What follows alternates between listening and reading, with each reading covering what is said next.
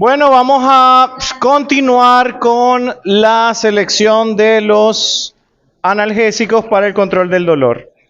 Hoy vamos a ver qué parámetros debo de tomar en cuenta para elegir un fármaco u otro y sobre todo los riesgos en los pacientes de la tercera edad. ¿Quién? ¿Que usted es paciente de la tercera edad? Ok. Gómez, Vino Gómez. ¿En qué charla anda? Algo, iban a dar charla los de quinto. Qué bueno, pues. Vamos a ver cuáles serían los criterios de selección para criterios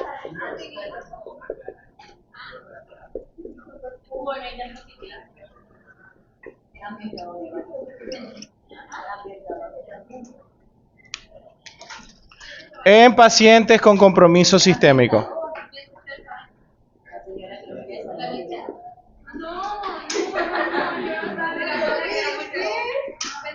Tenemos un problema porque si Gómez no está, ¿cómo conseguimos borrador?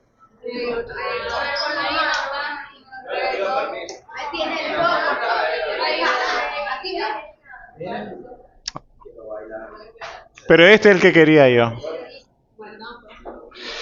Ok, ¿cuáles son los pacientes que más comúnmente podemos encontrar que llegan a la consulta odontológica? Ok, vamos a ver las enfermedades sistémicas más comunes. Entonces tenemos paciente diabético, ese es bastante común, sobre todo que no sepa que está enfermo. Hipertenso, ¿qué otra cosa? Ok, problemas con pacientes con trastorno cardiovascular.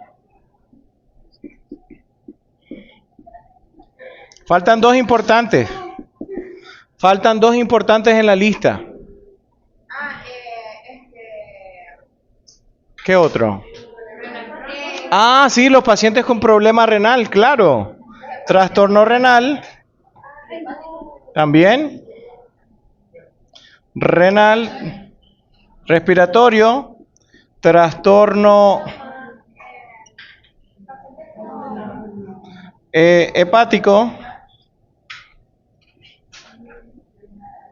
Y trastorno respiratorio.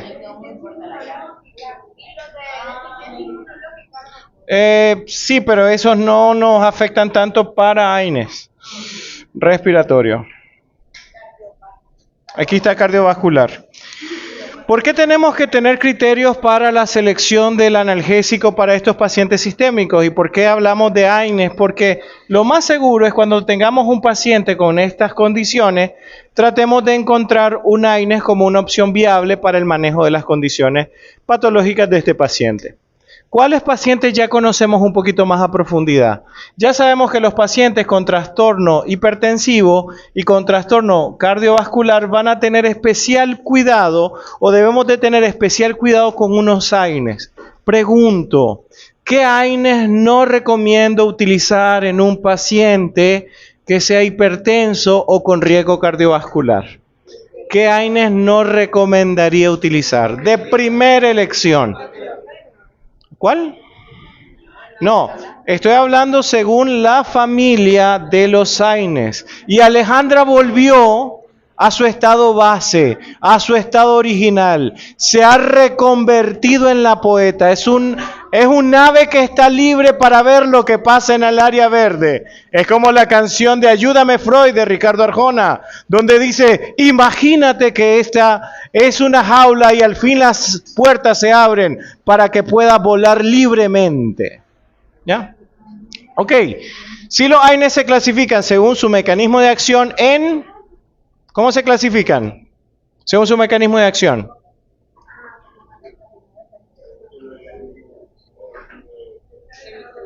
Semiselectivo, selectivo y no selectivo. ¿Cuáles son los AINES que debemos de evitar en estos pacientes? Evitar los selectivos. Esos se llaman COP-CIPs. Hay que evitar los COP-CIPs en estos pacientes. O sea, los AINES selectivos, ¿como cuál? Como el Celecoxib, el Lumiracozib. son AINES que tienen un alto riesgo de eventos cardiovasculares, por lo tanto no lo podemos nosotros utilizar. Cuando un vendedor llega y me ofrece un AINE selectivo, le va a vender cuáles son las ventajas sobre los no selectivos. ¿Cuál es la gran ventaja que tiene un AINE selectivo en comparación con un AINE no selectivo? Que el AINE selectivo evita, reduce, controla la irritación gástrica. Por lo tanto, se lo van a venir a ofrecer, se lo van a venir a vender como un fármaco que usen pacientes que tienen irritación gástrica. ¿Cuándo se puede dar el problema? Cuando su paciente hipertenso dice de que tiene un trastorno gastrointestinal. Puede ser una úlcera péptica. Si su paciente dice que tiene una úlcera péptica, una úlcera gástrica en algún tracto del tubo intestinal, aquí puede ser un problema de la siguiente manera. Usted no llena bien la historia clínica y mi paciente hipertenso, al igual que los otros pacientes con alguna condición médica, pueden estar en 3 estatus. ¿Cuáles son los 3 estatus que estos pacientes pueden estar? Sea diabético, hipertenso, trastorno renal, hepático, cardíaco o respiratorio. ¿Cuáles son los 3 estatus en los que se puede encontrar un paciente sistémico? Este paciente con enfermedad sistémica puede estar controlado, no controlado, que puede ser no compensado también, y hay un tercero. No, ese es no controlado. Un paciente descompensado es no controlado. ¿Cuál es la otra categoría de paciente que puedo tener? ¿Cómo dijo? ¿Qué? No escuché, no sé. No oí. Denme contenido para el podcast. Gracias por hacerme subir hasta el 3er piso. Es lo mismo que no controlado. Ya. Falta un tercer estatus. Imagínense que van conduciendo. Imagínense esta situación. Alberto anda conduciendo el carro, no voy a decir de quién, y se lo prestó un viernes a las 8 de la noche. Y el dueño le dijo, mira, te lo voy a prestar por media hora nada más. Media hora, nada más media hora. Entonces el hombre se va, Alberto se va, y esas 30 minutos se convierten en 480 minutos. ¿Saquen cuántas horas son esas? 480 minutos. Entre 60. 8 horas. Se fue 8 horas. Saque cuenta, a las 8 se lo prestó, más 8 horas, ¿qué horas son ahorita? No. 9, 10, 11, 12, 1, 2, 3 de la mañana. El hombre va a las 3 de la mañana, de regreso, y el hombre tiene fundido el celular con mensajes, llamadas de diferentes números para que devuelva el carro. Y en ese momento, él va rápido y adivinen, tiene que pasar por carretera Masaya. ¿Con quién se va a encontrar seguramente? Con los policías de tránsito que están haciendo su trabajo. Y entonces llega el hombre, va a exceso de velocidad y entonces lo para la policía, se detiene porque se tiene que detener para que no le circule en el carro que es de alguien más. Y entonces cuando el oficial le dice, hola, buenas noches oficial, le dice Alberto. Y el oficial le contesta, buenos días, porque son las 3 de la mañana. Y le dice, ¿sabe por qué lo estoy deteniendo? Y saca la vieja confiable. ¿Cuál es? ¿Cuál es la vieja confiable? No sé, ese es el otro paciente. El no diagnosticado. Yo no sabía que tenía hipertensión. Entonces, no diagnosticado.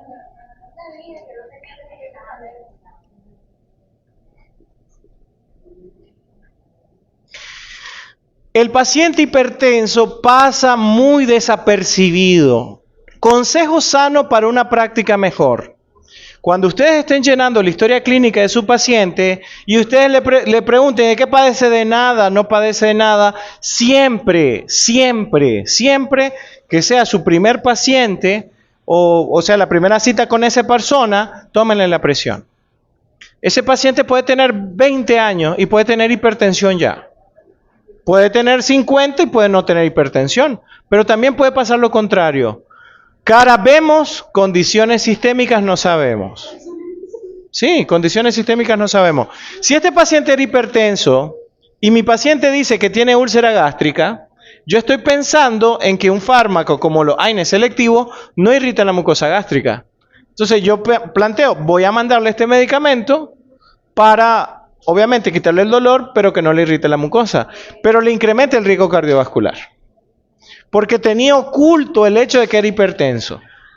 Entonces, si tenemos un paciente con hipertensión o cualquier otra condición cardiovascular ya diagnosticada y si a eso le sumamos alguna otra complicación como una úlcera gástrica, no consideremos a los COPSIB como opción. Hay que evitar los COPSIB a toda costa. Pero entonces si pongo una balanza, ¿qué importa más, la hipertensión o la úlcera? Pues las dos cosas son importantes. ¿Qué es lo que tiene que usted hacer? Evitar una complicación cardiovascular y evitar una complicación a nivel del tracto digestivo. ¿De acuerdo?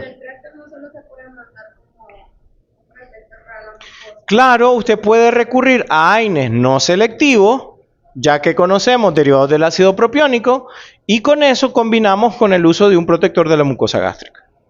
Para no tener que utilizar el COPSIB porque son fármacos que incrementan el riesgo cardiovascular. Ese es el punto importante acá. Los dos incrementan el riesgo cardiovascular. La pregunta es cómo. Miren, ustedes cuando van a su laboratorio de materiales dentales, y si le comparten esta grabación a la doctora Lezama, quiero decirle que yo les tengo mucho cariño a la doctora, la conozco desde hace mucho tiempo, pero ella me va a dar la razón en lo siguiente. Yo me imagino, no he estado en la clase, pero yo estoy 100% seguro que la doctora le dice, por ejemplo, cuáles son los fotoactivadores de un material adhesivo. ¿Cuáles son los fotoactivadores de un material adhesivo? Me van a sacar la vieja confiable. Es que eso no lo hemos visto todavía. Siempre es lo mismo.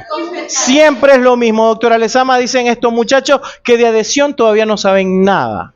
No han... Pregunté fotoactivadores y dicen, no hemos visto eso. Casualmente esta semana. Ya. Dios guarde que yo haga una clase sábado.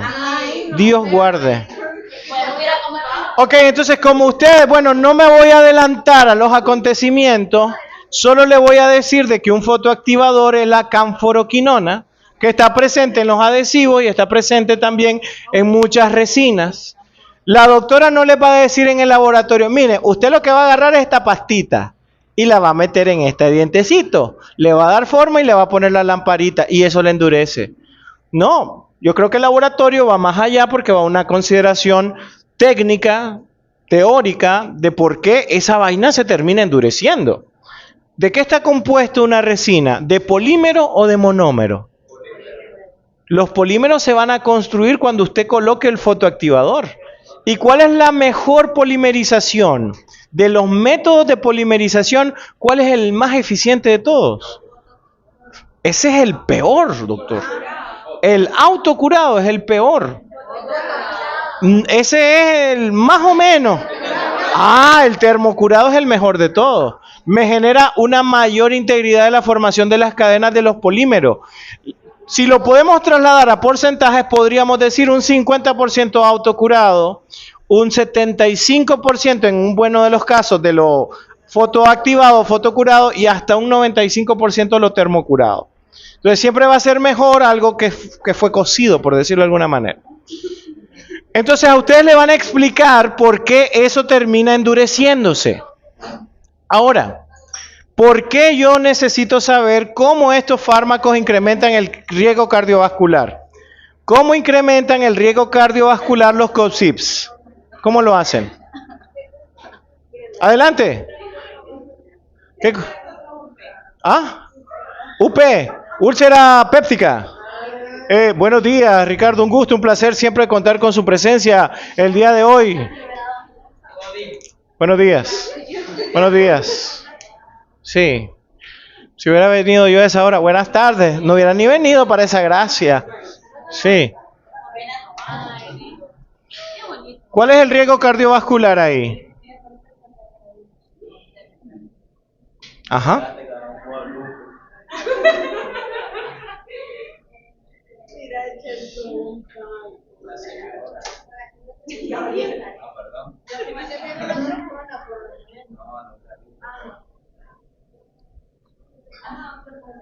Ajá, yo ya se los había mencionado antes.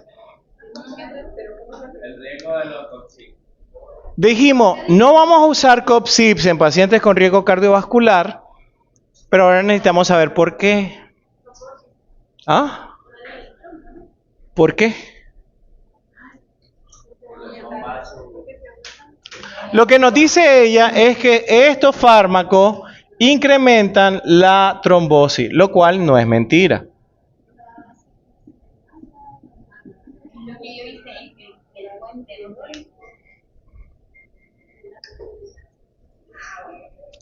¿Cómo los COP-CIP incrementan la cantidad de trombos circulantes?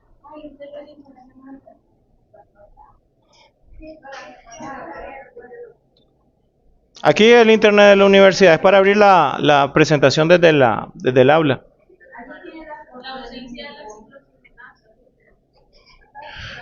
¿Cuál ciclooxigenasa?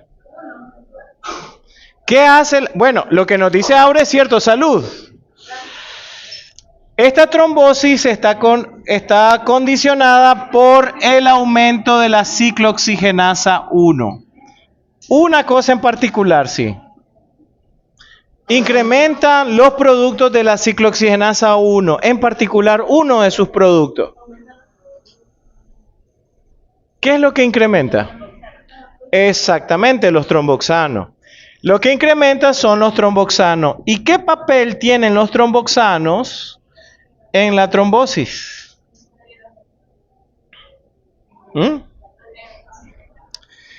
Con la ciclooxigenasa, que normalmente produce tromboxanos y también produce muchas prostaglandinas, en particular esta prostaglandina en particular, PGI2, tiene que ver con los elementos que producen la sensación dolorosa. Cuando se incrementa esto, se incrementan los tromboxanos y también se incrementan la PGI2, que van a generar la sensación dolorosa. Pero por otro lado, se está inhibiendo una parte de ella por la ciclooxigenasa 2. El gran problema que vamos a tener aquí no es tanto la PGI2, sino los tromboxanos.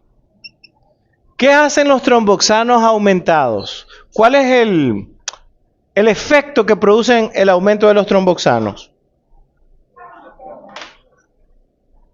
Algo producen. ¿Cómo producen trombo?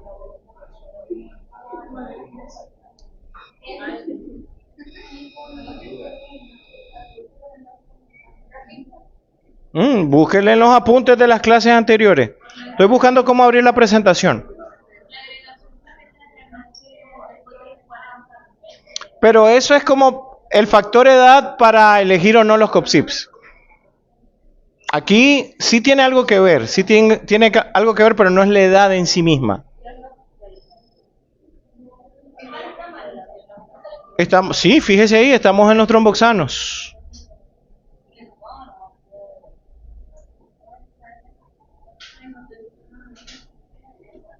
Mientras lo piensan, voy buscando cómo abrir la presentación desde la computadora.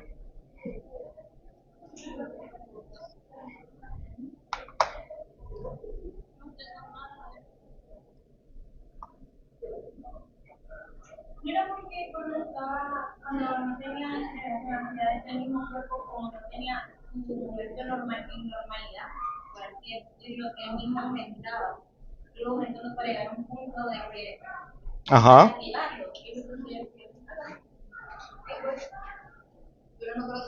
Hay que terminar la idea, ¿sí? Bueno, le espero.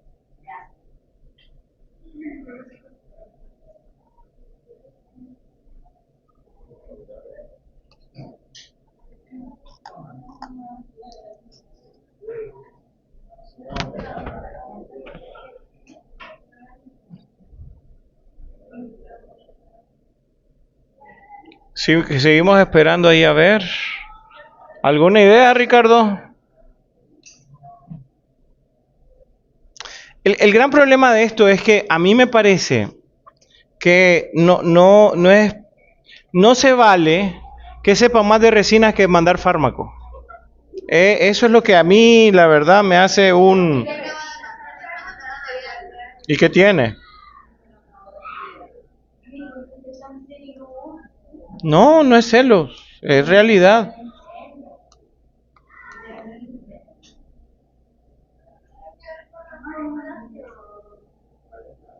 ¿Qué formulación?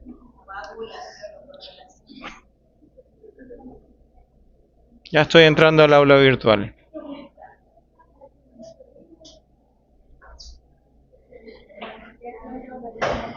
Porque la clase, esa presentación que yo le subí, ahí también había una pregunta del examen que por no revisar la presentación no la vieron a tiempo.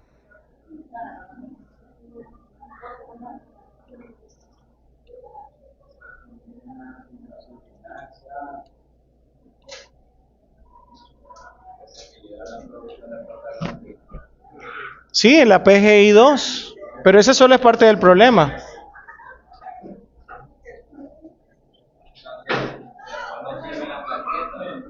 Después no sirven las plaquetas.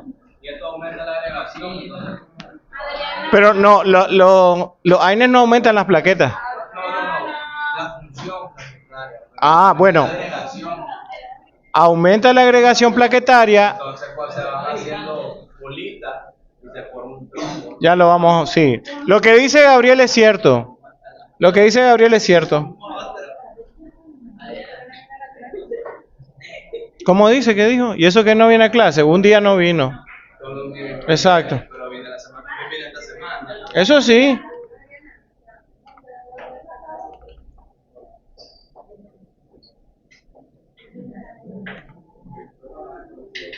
Abriéndose aquí la presentación.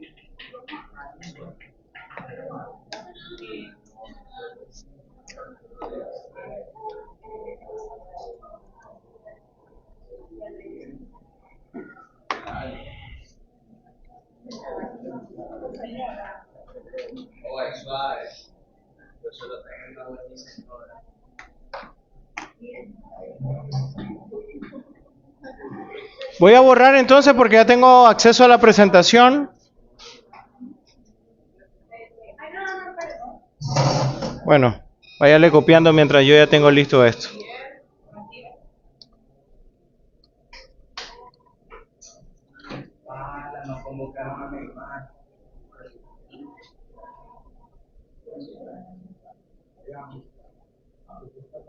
Quedamos por aquí.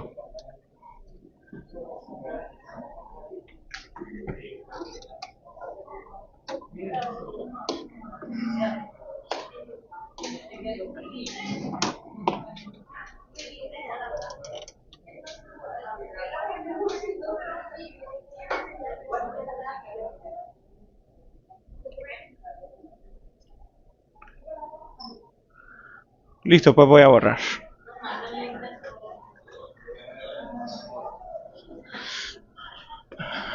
Ok.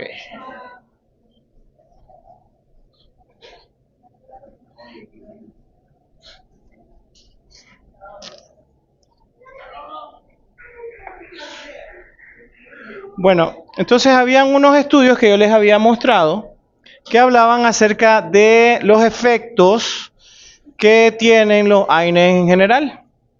Y habían, por ejemplo, este señor creó este esquemita donde nos muestran cómo es la actividad de ciertos, por ejemplo, AINES que tienen efectos solamente a nivel de la 2-ciclooxigenasa y otros que tienen efectos a nivel de la ciclooxigenasa 2 nada más, haciendo una diferencia general entre lo que son los selectivos y los semiselectivos nada más.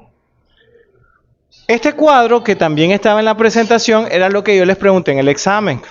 Como ustedes pueden ver, ahí tenemos los AINES y los opioides contrastados para ver cuáles tienen efectos analgésicos, cuáles tienen efectos, por ejemplo, antiinflamatorios, y cuáles tienen otro tipo de efectos como la narcosis, el sueño, la dependencia y la tolerancia, y que debería ser un factor para el uso de esos fármacos de forma un poco pues más controlada.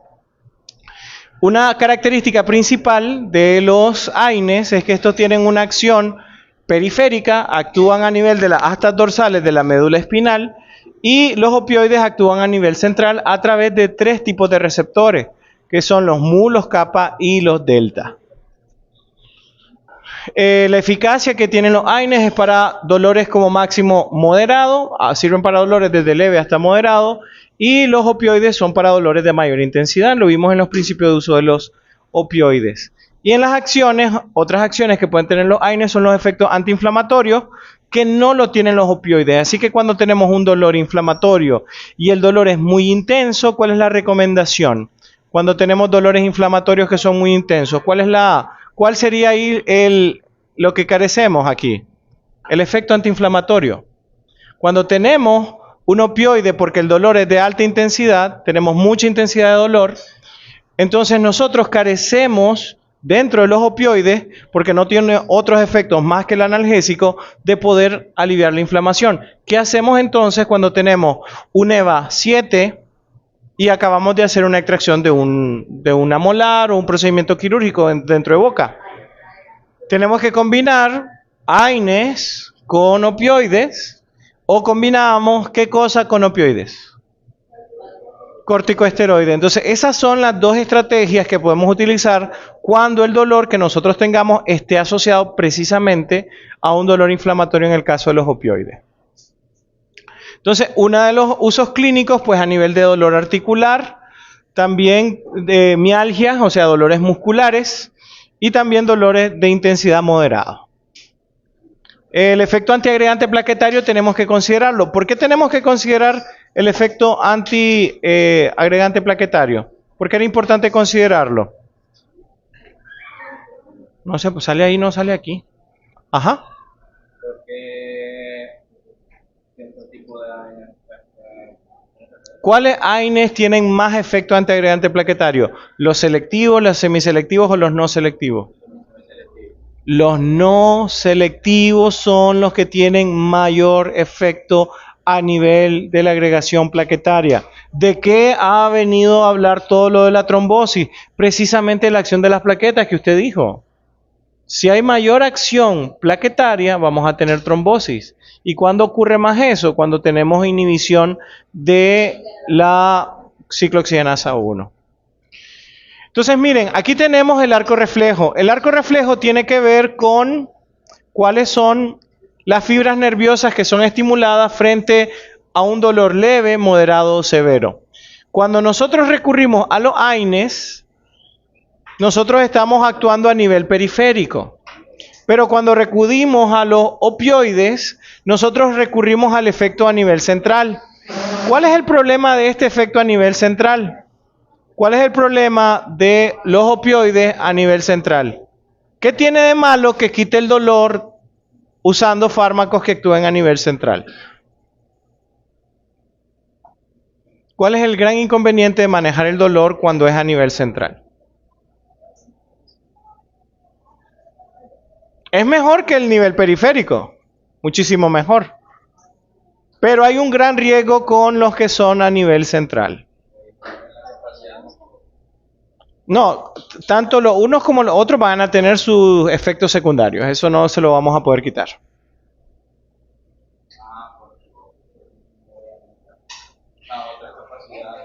¿Qué es lo más difícil de decirle a un paciente cuando inicia una terapia analgésica?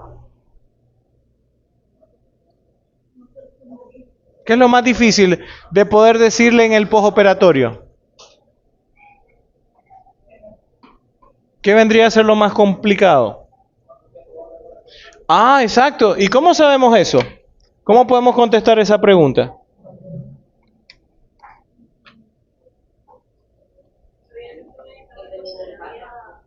Dependiendo del fármaco, tal vez. Sí, tal vez, también de repente. No, no tiene que ver con los compartimentos. Tiene que ver con algo del dolor de las personas. La tolerancia, no. No toda persona se va a recuperar de la misma manera, no a toda persona le va a durar el dolor la misma cantidad de tiempo. Yo le puedo decir a una persona, tómese 3 días y ¿qué puede pasar? Pasa el 4.º día con dolor, el 5.º día con dolor. ¿Qué puede pasar con un paciente que le mande también por 3 días? Al 2.º día ya no tiene dolor. El problema es cuando tengo un paciente que pasaron mis 3 días de tratamiento y él sigue con dolor. Entonces, ¿qué pasa si mi efecto es solo a nivel central? ¿De dónde se está originando el dolor de mi paciente? ¿Cuál es el origen del dolor de mi paciente? Es a nivel del tejido, ¿no? Dependiendo de qué tan inflamado esté en la zona la persona, de eso va a depender la sensación dolorosa. Y cuando yo mando un opioide, la percepción periférica se pierde. Y ese es un problema. El tener la pérdida de la percepción periférica es un problema. Traducido al español, esto es de la siguiente manera. Si usted se va mejorando en el control del dolor, ¿quién le va a decir que va mejorando? ¿Sus tejidos centrales o periféricos? Periféricos. ¿Cómo le duele un diente con caries? ¿Hay un dolor en el cerebro? No, el dolor está en la fibra nerviosa que está estimulada por el proceso inflamatorio de la caries. ¿Cuándo sé yo que el dolor va disminuyendo? Cuando el paciente me dice me duele menos. Y los AINES controlan el dolor que se produce en este nivel. Las fibras más periféricas, las que están más asociadas al sitio dañado. ¿Cuál es el problema cuando manejo el dolor a nivel central? No tengo de referencia lo que pasa a nivel periférico. Por eso es importante tener cuidado también con los opioides. Porque los opioides me generan una pérdida de la percepción de la realidad. Esa parte es importante. Los opioides me generan una pérdida de la percepción de la realidad. En cambio, con los AINES yo puedo ir sabiendo qué tanto mi fármaco está funcionando o no, si el proceso que yo estoy tratando lo estoy mejorando o no en ese sentido. De esta manera podemos ver que estos fármacos podrían combinarse, pero en ciertas condiciones. Por un lado tenemos un opioide, tenemos un AINE y tenemos un corticoesteroide. ¿Cuál es la combinación menos recomendada aquí? Opioide corticoesteroide. No, podríamos usarlo en caso de una inflamación muy severa y un dolor muy severo también. La combinación de AINES con corticoides es quizás la menos recomendada de todos. Los AINES, si tienen efecto antiinflamatorio con el opioide se puede.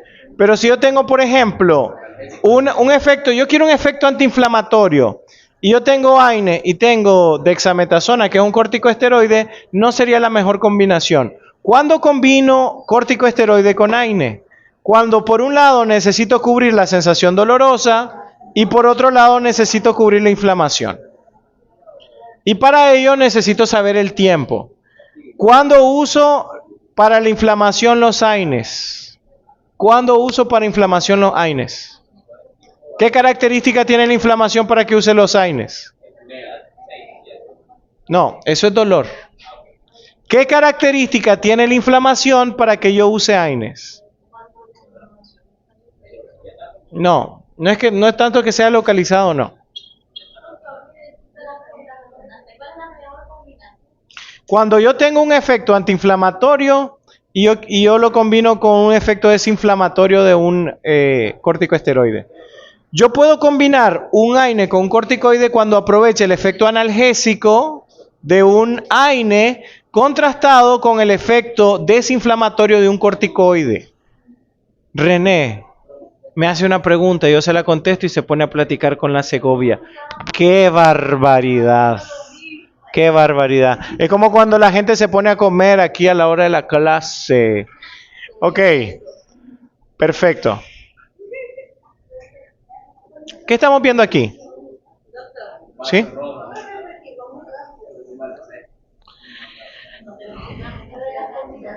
Ok.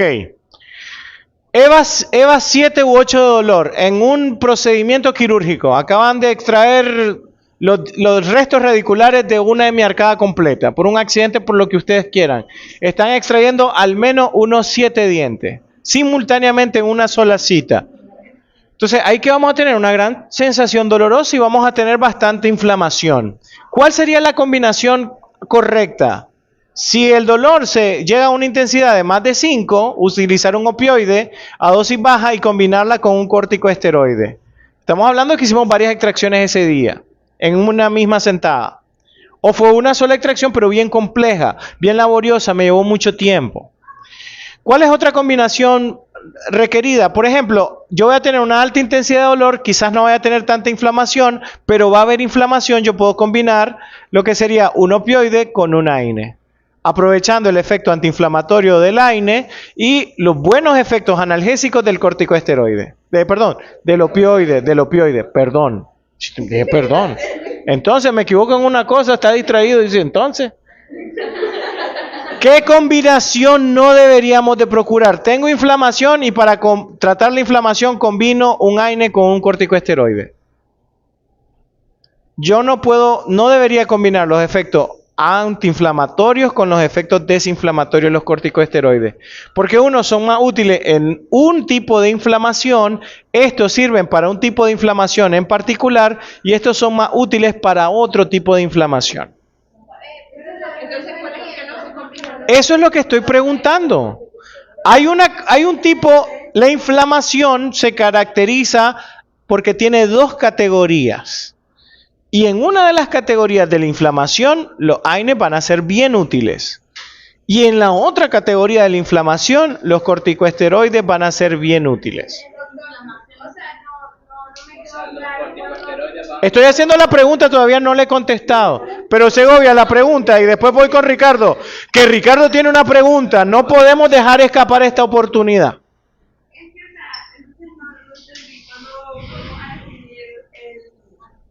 Combinar corticosteroides con opioides o AINES con opioides. O sea, cuando yo para contestarle esa pregunta le digo, o le hago la réplica, ¿cómo puede ser la inflamación que usted va a tratar en la consulta? No, eso tiene que ver con la etiología del dolor. Exacto, ¿quién me dijo eso? Agudo y crónico. La inflamación la puede tener aguda o crónica. Si usted tiene una inflamación aguda, los fármacos que usted va a elegir van a ser estos señores. Los AINES. Si usted tiene una inflamación aguda, utilice los AINES. Si usted tiene una inflamación crónica, utilice los corticosteroides. Yo le dije, hizo varias extracciones, va a haber mucho dolor. La tasa de recuperación de ese paciente va a ser de varios días. No es lo mismo tener un alvéolo vacío sin el diente que tener 7 alvéolos vacíos. El proceso de cicatrización y recuperación se va a extender a varios días. Su proceso inflamatorio para las extracciones múltiples se va a convertir en algo crónico. Por lo tanto, los corticosteroides serían mejor combinación con el uso de los opioides. Claro está, yo puedo dar una terapia desinflamatoria de 5 días, donde 3 de esos 5 días están con opioides, y los otros 2 que sobran de los 5, sigo utilizando el corticosteroide. En otras palabras, si es crónico, corticosteroides. Muchos días se va a tardar en recuperar. Si es agudo, que en pocos días se recupera, utilice los AINES. Esa es la diferencia. No, necesito que Segovia quede clara para avanzar con otra duda.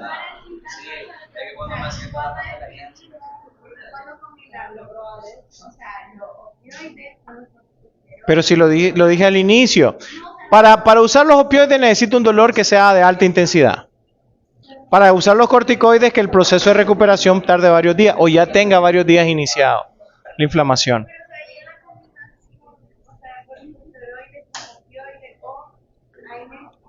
Cuando es corticoide, cuando son AINES con opioides, es porque se va a recuperar en poco tiempo, pero el dolor va a ser bien intenso.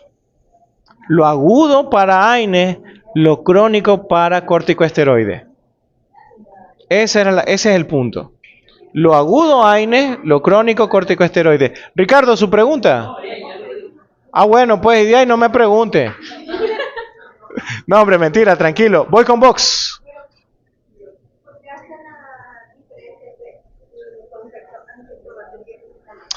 Porque Ok. ¿Qué se tiene que encontrar usted por los pasillos de algún edificio, de algún lugar público, donde hay instalaciones eléctricas, dispositivos electrónicos, que sí o sí tiene que encontrarse. Mientras usted vaya por ahí, lo encontramos en el otro edificio. Así le decía a mi mamá cuando jugaba la Game Boy. La caja de box. Un extintor, ¿no? Un extintor. ¿El extintor qué hace? ¿Evita un incendio o controla un incendio? Cuando ya el incendio está, ¿a quién llamo? Por favor, tráiganse todos los extintores. O llamo al benemérito cuerpo de bomberos. Sálgase, por favor. No. ¿Qué es lo que hago? Si tengo un incendio, no voy a sofocarlo con un extintor. Necesito llamar al benemérito cuerpo de bomberos. Si se me comienza a quemar algo y está en un solo aparato quemándose, yo puedo controlar el incendio con el extintor. Ya voy. Los AINES son el extintor. Evitan que el fuego se haga mucho mayor o mucho más grave. Cuando usted acaba de hacer la extracción de un diente, el proceso inflamatorio va a ir de poco en poco, ¿cierto? Y usted tal vez le acaban de hacer la extracción hoy, sale allí con el doctor que le hizo la extracción de la tercera, o le hizo la bichectomía, y sale usted así, alegre, feliz, y a los 2 días está así. Porque, ¿qué pasó con el proceso inflamatorio? Conforme pasaron los días, ¿qué pasó? Se hinchó más, porque va todos los cambios vasculares asociados a la inflamación. Es como una curva, comienza de menos a más y después desciende, como una campana de Gauss. ¿De acuerdo? Los AINES, si la inflamación viene aquí y yo introduzco los AINES, ¿qué es lo que hago? Mantener bajo el proceso inflamatorio. Ya él en algún momento sí va a disminuir y ya dejo mi fármaco y ya la inflamación no se incrementó. Pero a veces pasa de que son varios días y la inflamación yo ya la agarré en la parte de la curva alta. Es como el incendio que ya se propagó. Si ya encuentro la inflamación en la curva alta, lo mejor es utilizar un desinflamatorio. Que haga esto, miren, me baja de golpe la inflamación. Obviamente estos fármacos tienen sus contraindicaciones, vimos por ejemplo el paciente diabético de la vez anterior, pero también su uso prolongado puede generar inmunosupresión. Así que tenemos que tener cuidado con estos fármacos y solo utilizarlos cuando sea necesario. Por eso es que la inflamación es diferente si es aguda o crónica. Si yo genero el proceso inflamatorio, va a empezar chiquito y mi AINE va a mantenerlo chiquito. Cuando yo mando los corticoides es porque yo lo agarré grande y los corticosteroides me lo van a hacer pequeño. Cuando yo tengo un proceso agudo y yo tengo una inflamación chiquita y yo mando un corticosteroide, yo me extralimité de lo que necesitaba. Y la idea no es dar algo más de lo que se requiera, sino que justamente a la medida de la necesidad. Eso se llama racionalidad de uso. Para saber, aquí lo voy a usar y aquí no. Lo malo es que diga, el doctor dijo que son mejor los corticosteroides para desinflamar que cualquier otra cosa. Y ahora yo para todo, hasta un niño que le hago la extracción de un resto radicular o de un diente deciduo que es puro tejido blando, le mando corticoides cuando no es necesario.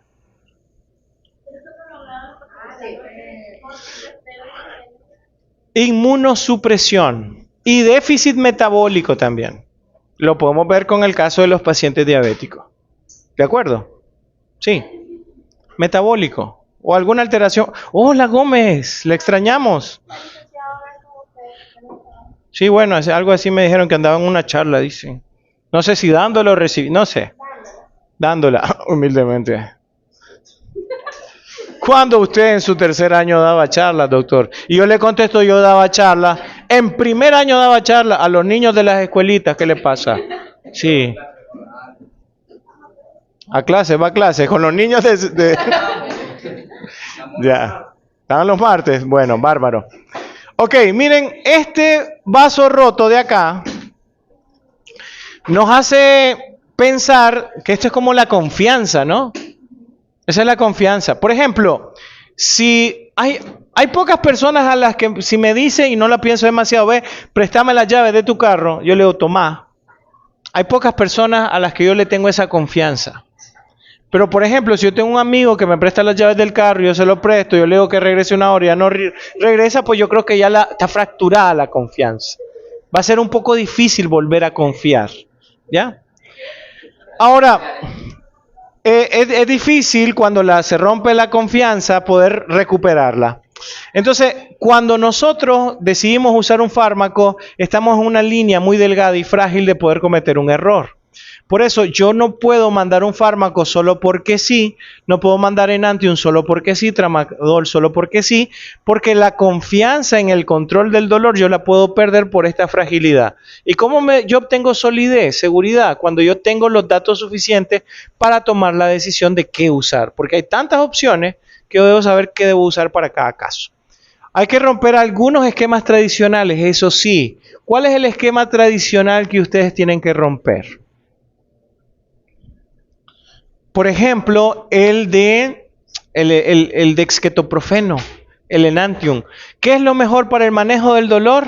Y que digan el dexketoprofeno o el Enantium. Eso es lo peor el peor error que pueden cometer. Mandar eso para todo o pensar que es la mejor alternativa para el control de algún tipo de trastorno. Espérense que me están llamando. Y esta llamada sí la tengo que contestar. Listo, pues continuamos con la segunda parte. Todo el mundo tiene cosas que hacer. ¿Qué le pasó? Perdón. No, fue culpa de la Denise que se atravesó en mi camino. Perdón, no fue intencional. Hay una guía básica para el prescriptor que la Organización Mundial de la Salud estableció porque verdaderamente este es un problema. Y en esto, que ahí lo pueden escanear para que ustedes lo puedan tener si quieren, no es de resina, así que no les va a salir sobre toma de color y cosas así. Sí les va a salir más que todo sobre estas buenas prácticas prescriptivas. No se sientan comprometidos a descargarlo. No, háganme sentir mal, no importa. Y bueno, ya Adriana Bravo ya lo tiene, parece. Adrianita ya lo tiene y bueno. Entonces, vamos, ¿qué cosa, señor? Ahí ese, para que lo vea más grande. Ah, bueno, gracias. Ok, aquí tenemos uno de los capítulos, habla acerca de la relevancia de este libro y dice, cuando comienzan la formación clínica, la mayoría de los estudiantes de medicina no tienen una buena idea muy clara de cómo prescribir un fármaco a sus pacientes. Ustedes ahorita no están viendo pacientes. Ahorita lo que ustedes están es todas labores preclínicas de laboratorio. Entonces, cuando ya se encuentren con los pacientes, ahí es donde ven la necesidad de conocer estos parámetros, ni de qué información deben dar. Generalmente esto se debe a que la formación de farmacología inicial se ha concentrado más en la teoría que en la práctica. Su examen tuvo un buen componente práctico, por ejemplo, para hacer las recetas. Y hubo gente que tuvo que resolver hasta 10 casos. O sea que práctica había ahí. Los contenidos fueron probablemente centrados en el fármaco. Y consistía en la indicaciones y efectos indeseados de los diferentes fármacos. Pero en la práctica clínica hay que proceder al revés.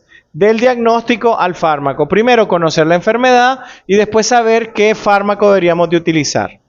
Además, los pacientes varían en su edad. Por ejemplo, para muestra un botón, dijimos los pacientes de 40 años para los AINES tienen cierto riesgo. Después dijimos el género porque hay ciertas condiciones que afectan más a hombres que mujeres. El tamaño y características socioculturales, estos factores pueden determinar la selección del tratamiento. Los pacientes también tienen sus propias percepciones sobre lo que es un tratamiento apropiado. ¿Cuándo vimos esto? ¿Cuál es un ejemplo de esto de las propias percepciones de los tratamientos? Siempre en la unidad de control del dolor. ¿Cuándo lo vimos? ¿En qué tipo de caso vimos eso? Que las personas tienen su propia percepción de los tratamientos.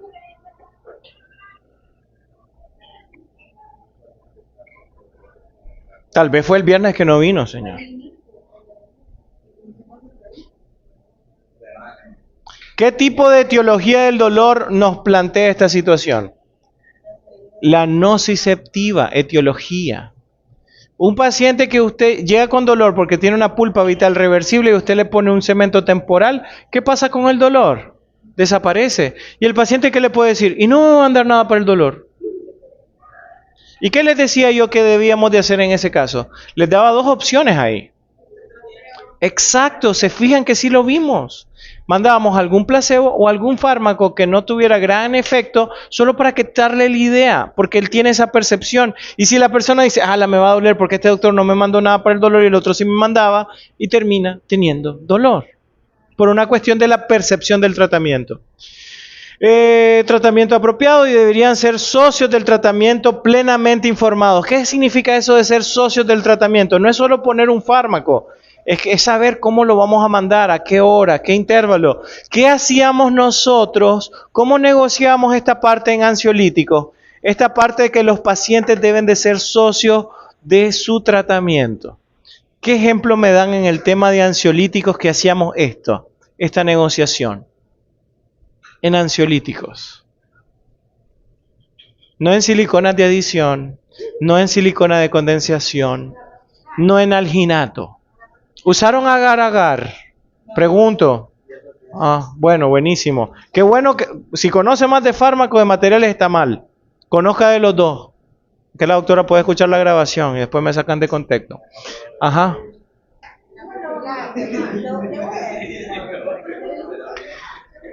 Ajá, ¿sí?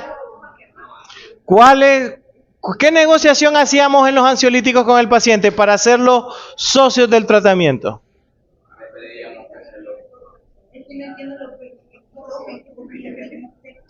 Ay, tómese esta pastilla para que se le quiten los nervios.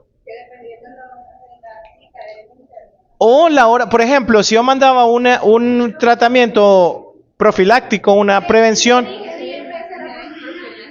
Sí, pero ¿qué cosa es la profilaxis? ¿Pero cómo, sí? ¿Cómo se ve reflejado en la profilaxis ansiolítica esa negociación?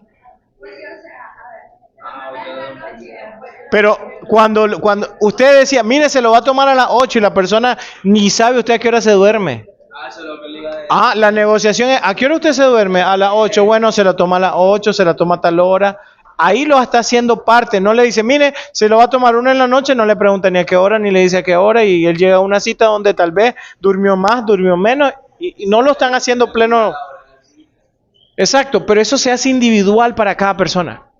Usted se duerme una hora, yo me duermo a otra. Sí, la Vox no duerme, pero bueno, hay de todo. No siempre se enseñan estas cuestiones en las facultades de medicina, en donde el número de horas dedicadas a la terapéutica es bajo, en comparación con el dedicado a la enseñanza tradicional de la farmacología. Eso no lo digo yo, eso lo dice este manual que descargó ahí Adriana Bravo. Gracias. Entonces, ahí unos puntos importantes a destacar, que ya se los mencioné mientras estábamos haciendo la lectura de ese fragmento textual del libro. Ok, entonces, ¿no somos qué cosa?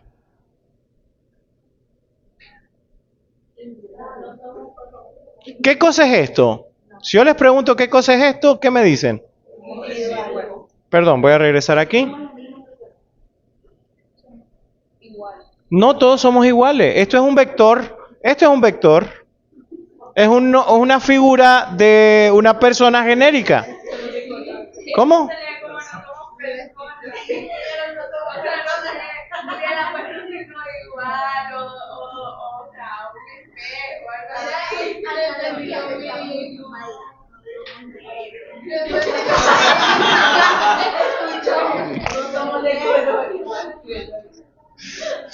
Somos diferentes, ¿no? Todos somos diferentes, todos tenemos nuestras particularidades. Habrán personas que tengan, por ejemplo, un riesgo cardiovascular. Habrán personas que tengan alguna complicación renal. Habrán pacientes que tengan alguna insuficiencia hepática. Habrán pacientes con algún trastorno respiratorio. Habrán un paciente con un problema cardiovascular. Habrán pacientes con algún trastorno digestivo. Y cada uno de ellos frente a un tratamiento odontológico donde se genere dolor, tendríamos que elegir una opción de tratamiento más indicado. Entonces, prácticamente lo que les voy a poner aquí es como una salida de baño rápida para poder elegir ante una condición genérica de esta enfermedad sistémica. Entonces, aquí, ¿cuáles son los fármacos recomendados si tengo algún riesgo cardiovascular? Los derivados del ácido propiónico, ya lo hemos visto antes. Fernando, ¿cuál era un derivado del ácido propiónico muy cardioseguro? Al menos sabe a quién seguir. La corriente. Sí. ¿Y qué dijo él? Sí, ese dijo. Defendiéndole, mire. Pero eso no lo ven.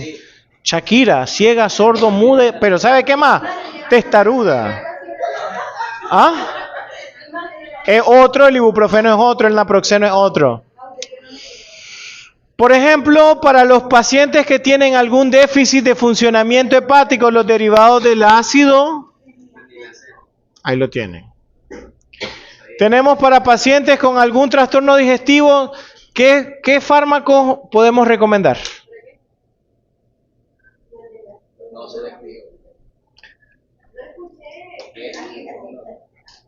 ¿Cuál es el gran problema de los AINES? ¿Quiénes irritan menos la mucosa?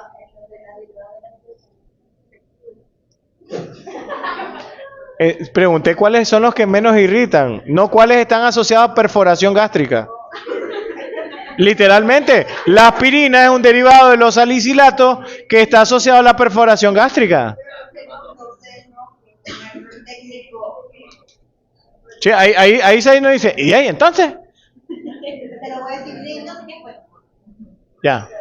Los COPSIPs, los acabamos de ver. Los COPSIPs. ¿Qué eran los COPSIPs? Correcto. ¿Veis? La Mardi no vino la Mardi. Ah, se tuvo que regresar a León. Esperemos que se mejore. ¿Sí?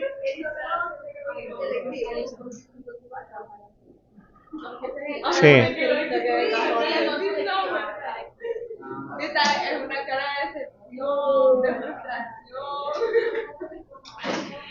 Ok, para trastornos renales derivados de los ácidos fenólicos. Para trastornos respiratorios derivados de los paraminofenoles. Dígame un paraminofenol muy conocido, muy famosísimo. Estoy de acuerdo. Está en lo correcto. ¿Ah? No le escucharon, Gómez. O se lo pongo más fácil. Paraminofenoles, paracetamol. ¿Ah? ¿Qué no le deberíamos de mandar a un paciente con asma bajo ninguna circunstancia? Derivados del ácido acético. O los salicilatos. No hay que mandar. Aspirina. Aspirina. Para trastornos cardiovasculares o circulatorios, ¿qué se recomiendan? Los salicilatos. Como la aspirina también. Así se le llama también. Entonces, esto no se les puede olvidar porque es el contexto de los pacientes con diferentes enfermedades sistémicas, cuáles son los fármacos que deberíamos de elegir. Así que en el siguiente capa de evaluación lo que vamos a ver es su capacidad de selección de fármaco en función de una condición de base del paciente. O sea, los pacientes no todos son ASAPS1. Y como no todos son ASAPS1, entonces nosotros necesitamos cambiar los fármacos según la condición sistémica de ese paciente. ¿Capisci? Aspirina. Aspirina. El ácido anhidríxico. Bueno, vamos a poner los ejemplos. Vamos a poner ahora ejemplos de esos fármacos con representantes de ellos. Bueno, vamos a ver, ya Segovia. ¿Cuál era No, ya vamos a poner ejemplos con fármacos. No, pero ¿cuál era el problema? ¿Cuál? El rojo del medio. El rojo de en medio.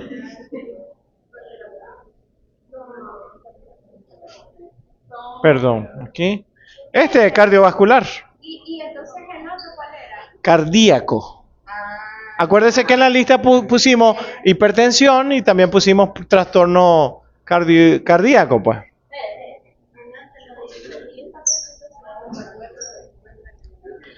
Sí, esta presentación no la voy a compartir, sí. ¿Ves? Sí, lo que pasa es que sí se metieron esas 3 horas en TikTok y no le dieron una revisadita a la presentación. Ah, bueno, Bárbara, tremenda. Bárbara Bermudo. ¿Saben? Alejandra está con unas ganas de ir a ver cómo esos señores hacen lo del Única Warrior. Con unas ganas está que... No sé. ¿Quién se va a inscribir aquí para el Única Warrior?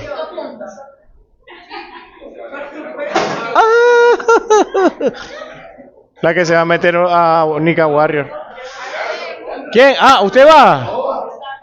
Bueno, miren, tiene posibilidades. Ve, ¿y el equipo más que dientes qué onda? ¿Qué pasó? ¿Están en la final? No, o sea, en la final no. Está en la semifinal. ¿Y contra quién se enfrentan? Los chicos polímeros. No, miren, ¿saben qué?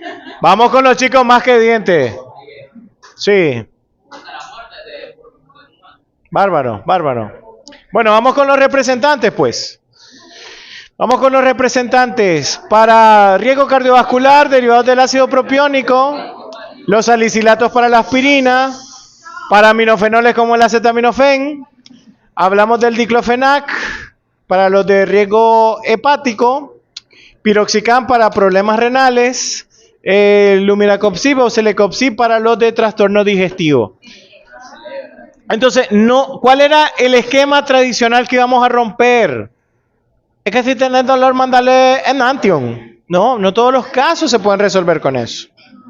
El Enantium es un muy buen fármaco del laboratorio Menarini. Sí, por si escuchan en la grabación. Pero no resuelve todos los casos. Hay unos casos donde sí lo resuelve muy bien, otros donde necesitamos otro fármaco.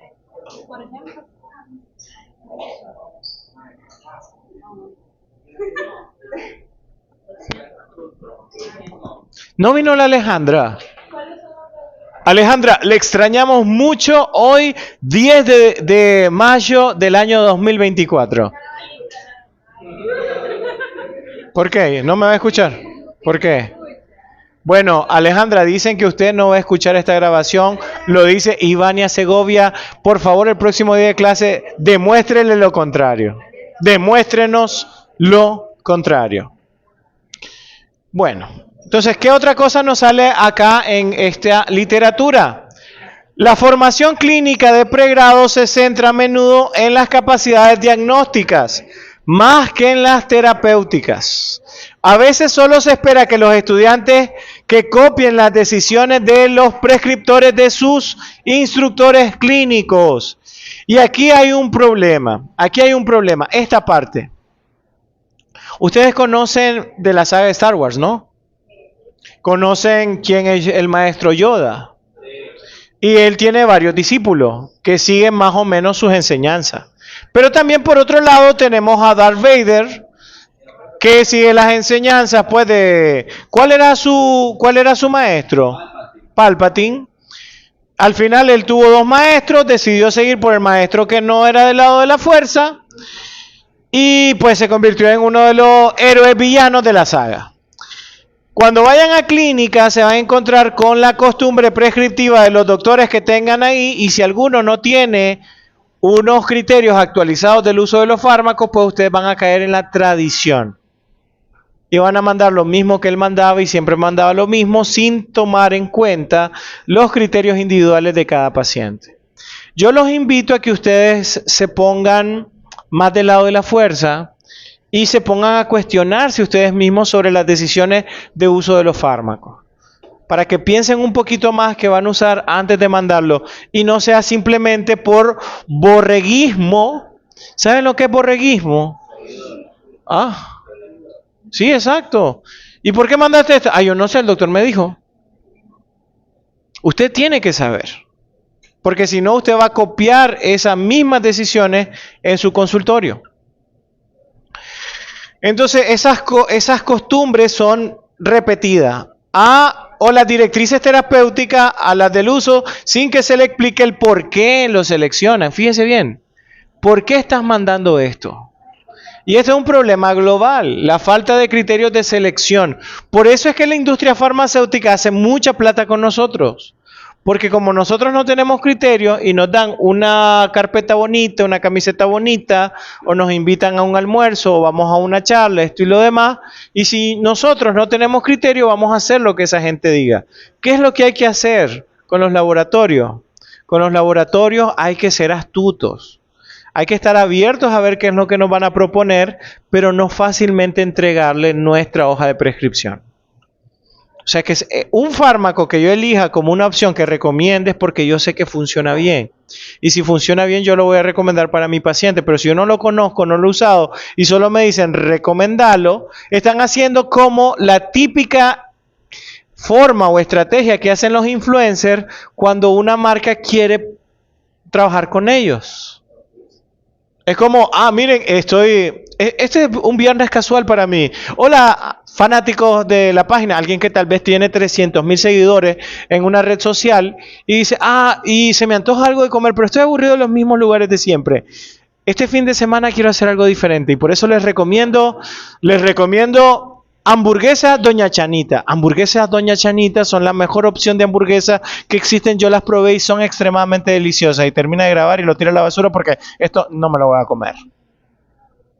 Entonces hizo, es cierto, sí, yo lo he visto. El día de hoy me dirijo a no sé qué onda y fui con mi prometida y tal cosa y que no sé qué. Sí. Yo pensaba, hay como 3 tipos que hacen lo mismo y pensaba que era el mismo. Después me di cuenta cuando ya salían en cámara que eran personas diferentes. Un man cocina. Y la verdad estuvo excelente. Sí, eso es lo que pasa. Sí, igualito, mire. ¡Qué bárbaro! ¡Qué bárbaro! Tremendo.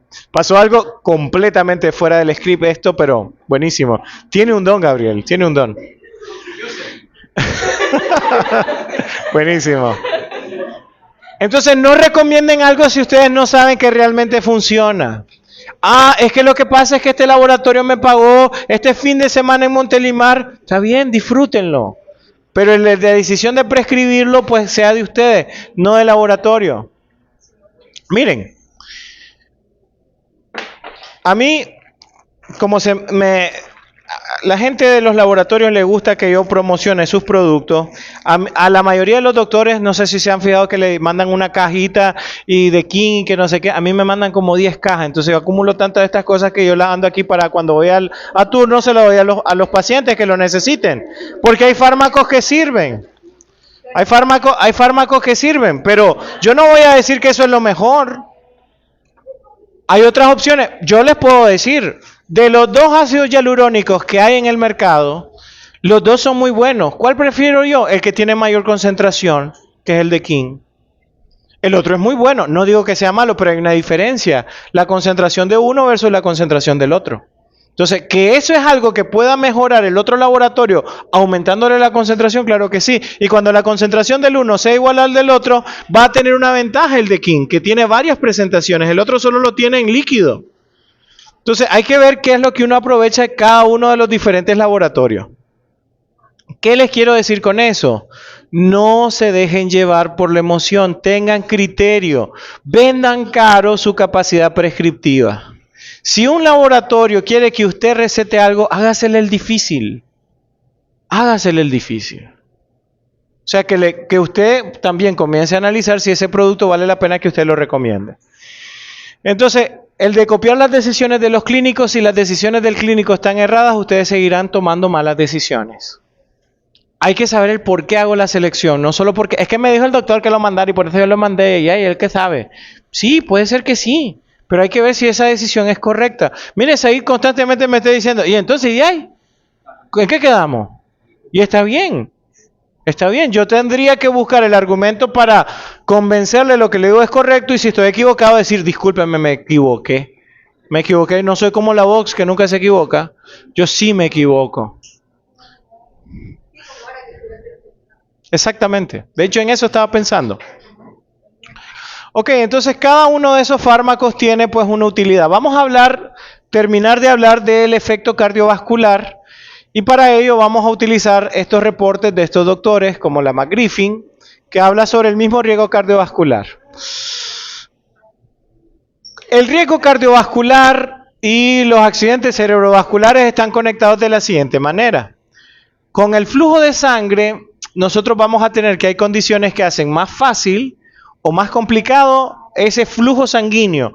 ¿Ya vieron ustedes la unidad en patología general de trastornos de líquidos y hemodinámica? Muchachos, miren, ustedes ya vieron la nomenclatura de FDI. Lo estamos viendo. Nomenclatura de FDI. Ah, sí. FDI. Ah, así se lo enseñaron. Ya.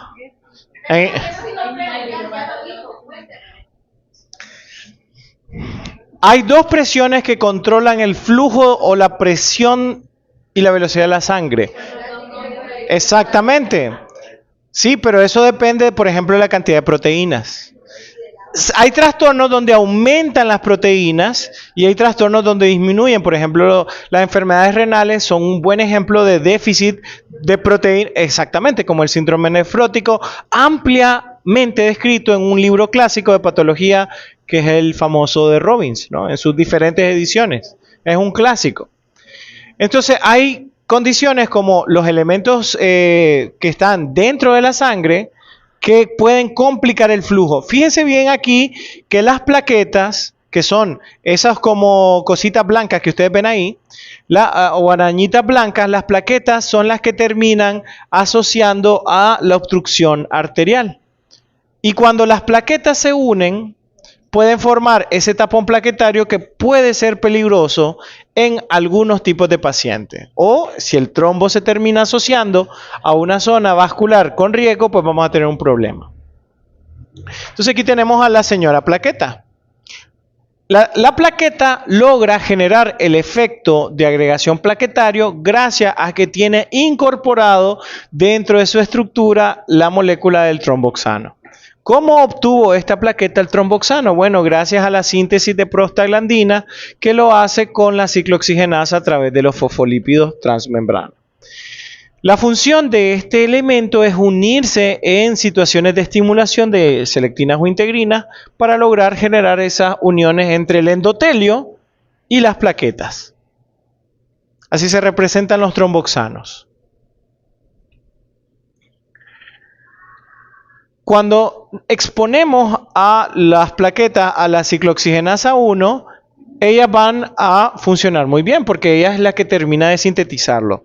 La ciclooxigenasa 1 es la enzima que se encarga de producir a los tromboxanos. Si yo no altero la función de la ciclooxigenasa 1, y ojo, cuando digo altero a la ciclooxigenasa, ¿cómo puedo alterar yo a la ciclooxigenasa 1? ¿Cómo puedo alterar yo a esta señora?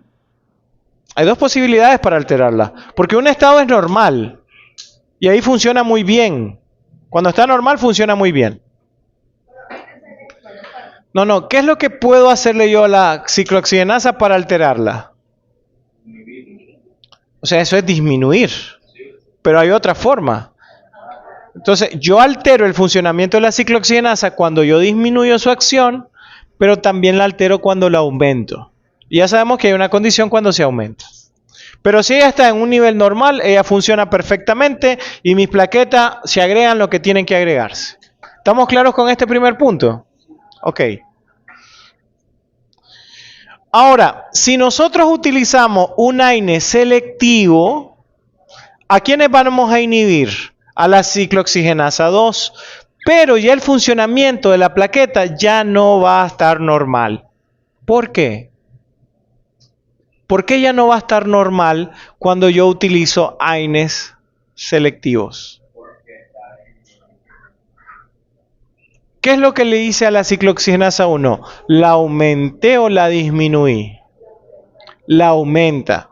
Cuando yo hago que mi ciclooxigenasa aumenta o disminuye, yo altero el funcionamiento plaquetario. Ya sea de que tengo mayor agregación cuando aumenta o tengo menor agregación cuando disminuye. Una relación causa y efecto. Una relación causa y efecto. Ok. ¿Claro con este segundo punto? Los AINES selectivos que le hacen a la COX-1 la aumentan. Y cuando la aumenta la actividad de la plaqueta y eso no es bueno. Porque aumenta la agregación plaquetaria por aumento de los tromboxanos. Ojo, no aumenta el número de plaquetas. El número de plaquetas no aumenta. Lo que aumenta es la actividad de la plaqueta porque aumenta la cantidad de tromboxanos. La plaqueta se vuelve más sensible a la agregación. Si había una persona delicada, se vuelve más delicada, por decirlo así. No le pueden decir cualquier cosa porque explota usted igual. Estaba pensando usted en el ejemplo. Le soy sincero. Listo. Ok. Ajá, adelante. Mire, este bolso me va a salir botando esta vaina. ¿De quién es? Ese bolso va para Lupe. Ajá.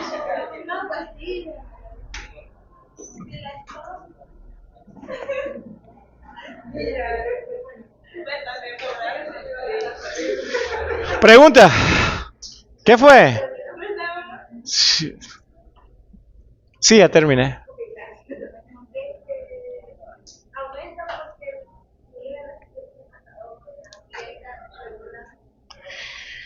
Antes no se sabía cómo funcionaba la dinámica de la ciclooxigenasa 1 y 2. Lo que se sabía es que había más ciclooxigenasa 1 que ciclooxigenasa 2, pero ante un proceso patológico como un proceso inflamatorio, exponencialmente aumentaba la ciclooxigenasa 2 y la ciclooxigenasa 1 se mantenía igual. En ese momento lo que se sabía era eso, cuando hay inflamación aumenta solo la 2 y la 1 se mantiene igual.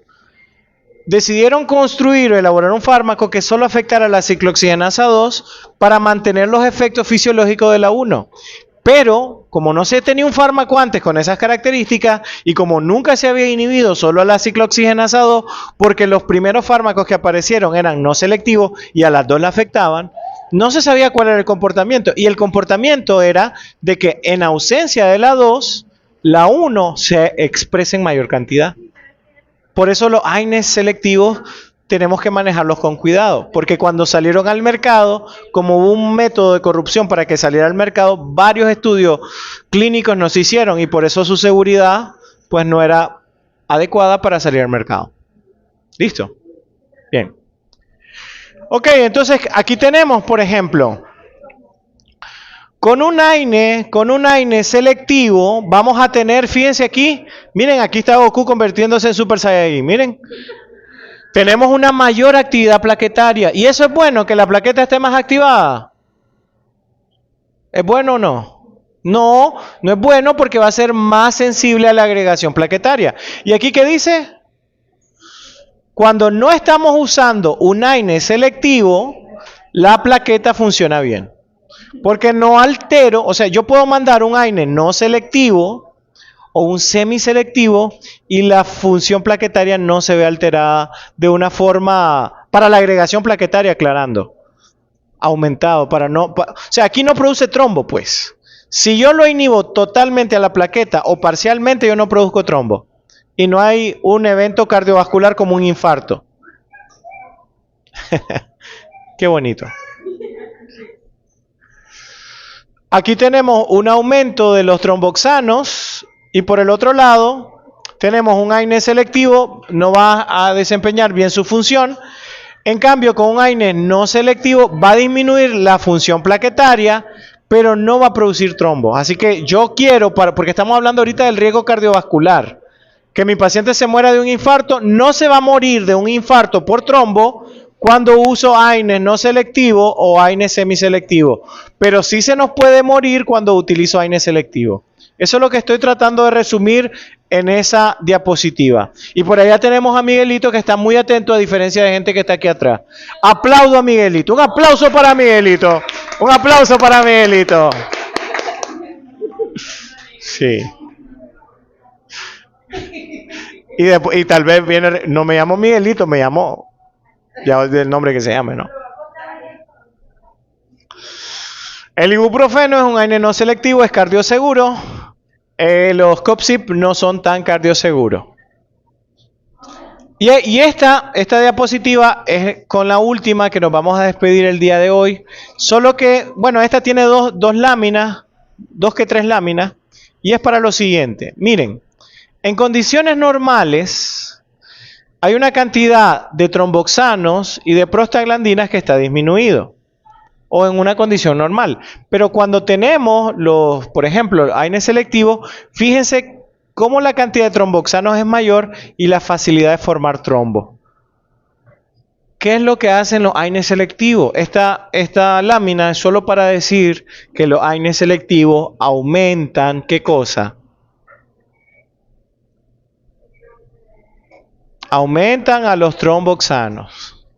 Y cuando aumentan los tromboxanos, aumenta la agregación plaquetaria. Y cuando aumenta la agregación plaquetaria se producen los trombos. ¿Y qué hacen los trombos? Detienen el flujo sanguíneo. ¿Y eso qué produce? Un infarto. Un infarto. Un infarto. Aumentan el riesgo cardiovascular. Voy a irme porque aquí voy a explicar varias cosas, pero el próximo día voy a solo detenerme en una lámina. Esa sí les prometo que es la última promesa. Esta es la que les quiero mostrar. Ok. Fíjense bien. Aquí tenemos los cortes histológicos de un vaso. Fíjense bien aquí. Este es el tamaño del vaso habitual, este es el tamaño del vaso con el uso de AINE selectivo. ¿Qué pasó con la luz? Tomando en cuenta que lo que está en el centro es la luz. ¿Qué pasó aquí con la luz? Está normal. Miren aquí la luz. Exacto. Dejaron de tomarse el medicamento. ¿Qué pasó con la luz? Regresó a la normalidad. Si mi paciente está bajo tratamiento con AINE selectivo, se le reduce la luz del vaso y si él tiene un riesgo cardiovascular, es más probable que se produzca un infarto. ¿Cómo les digo sin decirles de que si usted elige mal mandar un AINE selectivo a un paciente con riesgo cardiovascular, dure su tratamiento, puede morir de un infarto? ¿Y el responsable, adivinen quién es? ¿Por qué? Es que yo no sabía. Ya no lo miren, esto lo estoy viendo ahorita en la maestría de posgrado. No es un argumento sólido, no es un argumento sólido. Así que no hay justificación para, por ejemplo, elegir COPSIP en casos donde no son requeridos. Sí.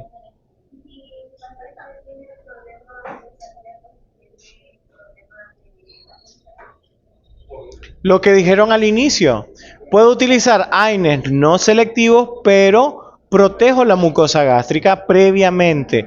¿Qué puedo utilizar? Cimetidina, pantoprazol, hidróxido de magnesio, hidróxido de aluminio, hidrocalcita. Tiene 5 opciones ahí. Las 5 no creo que no pueda usar el paciente. Death Note. Ya. Bueno, nos vemos el día martes. Vamos a hacer el día martes una prueba de teoría sobre los AINES. Si le hacen teoría en materiales, ¿por qué no vamos a hacer teoría aquí?